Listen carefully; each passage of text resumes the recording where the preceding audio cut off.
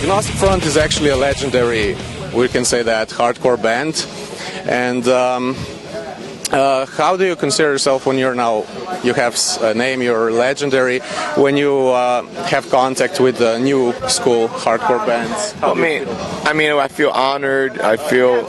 Do you feel some pressure, for example, being that you are pressured because you're kind of somewhat a role model? There's kind of some kind of an expectation that people have, but the truth is that we've been doing what we've been doing for 26, 27 years, and we're honest, we're genuine, we're real.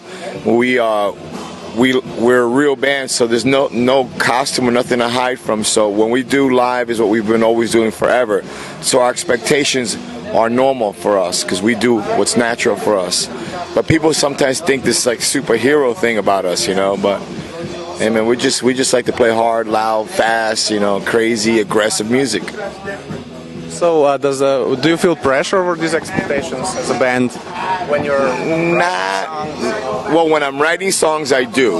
Not when I'm playing. When we're writing an album, we're always thinking, we're so much under the public eye. It's so much everybody's looking at us, So you feel more pressure there. But when you're performing, I don't think so. I think we just do what we got to do. You've been touring Europe a lot.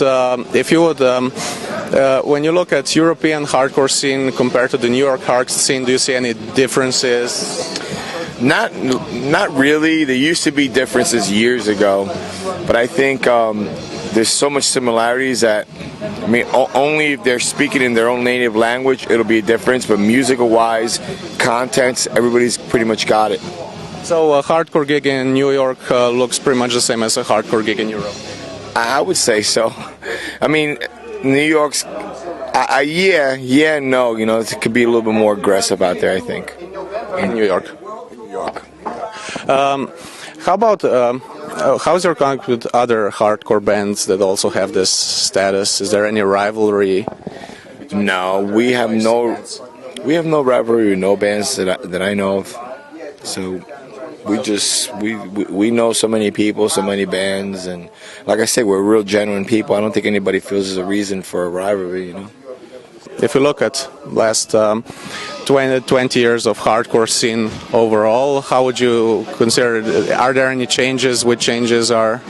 Well, the changes are, hardcore, our movement used to be something that was smaller, more personal, and obviously it has caught onto a worldwide alert attendance, so it went from something small and personal to something bigger and maybe impersonal. So there's, we try to focus to those who are really connected with us, it's broadened so much, and like everything that grows, when things grow, things get watered down. So there are those who are really truly living the lifestyle, who really truly believe in hardcore, and there are those that are just here for the day, for the week, for the year, gone tomorrow, So we try to focus on those who are going to be here for a long time, like us.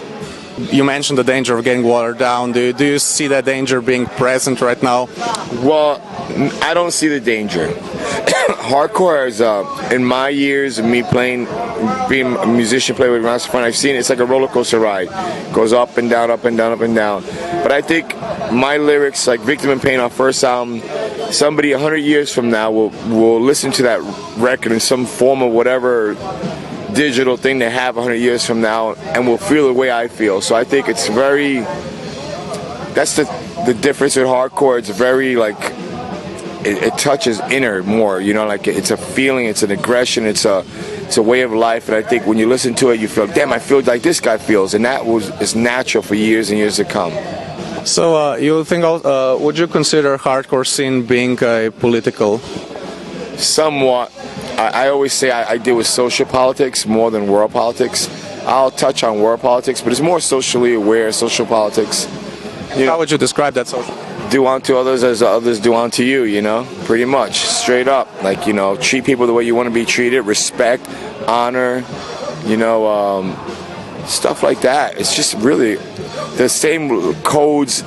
I live by the same code, by the same life that warriors lived thousands of years ago, the Spartans and everybody, respect, honor, enjoy life. Do you think in modern world, because especially in social sciences, the theory of individualization is very popular, that there are no social connections, are falling apart, and that people focus on themselves. Do you think that in modern society there's less that respect, that same treatment towards another one? Treats one as you would like to. I think today, yeah, I think that lack of respect is definitely filtered out, watered down, like I said. I mean, if you look at the morals that people lived by just a century ago, like in the 50s, people like lived, closer, tighter, and families stuck together as family.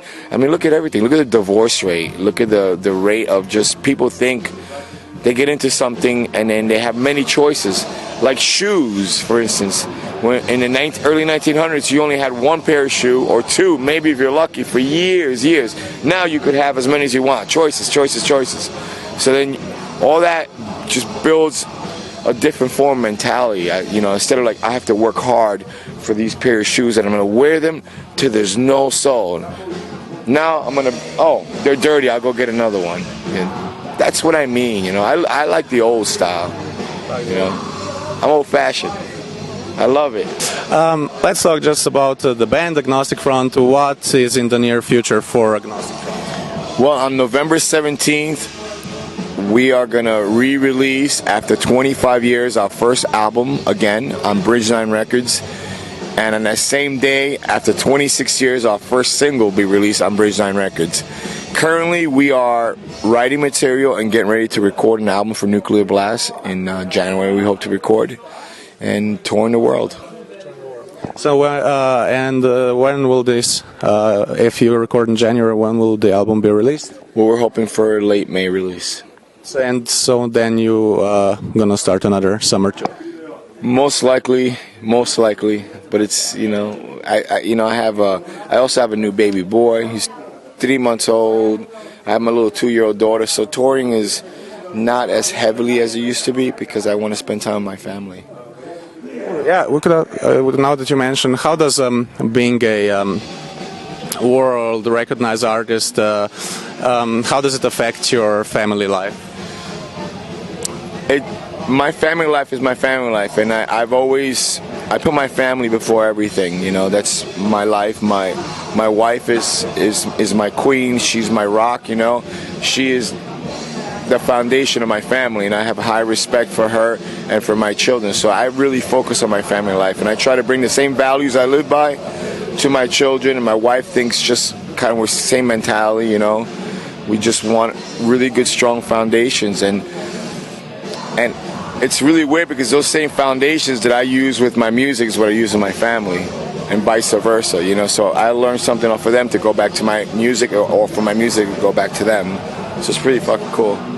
Okay. Thank you very much for the interview. Thank you. Don't believe what you've been told. I've never seen no streets.